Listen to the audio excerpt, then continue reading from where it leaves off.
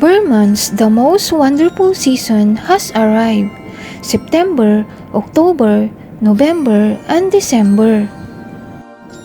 Burman's officially start today, which means we're only 3 months away until Christmas.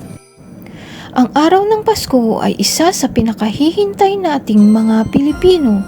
Bakit kakaiba at mas masaya ang pagdiriwang ng Pasko sa Pilipinas? September pa lang, feel mo na ang holiday season.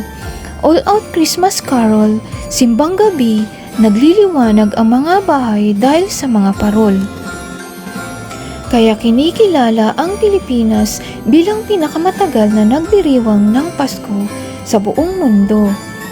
Ngayong darating na Pasko, isa ba kayo sa mga Pilipinong uuwi ng Pilipinas?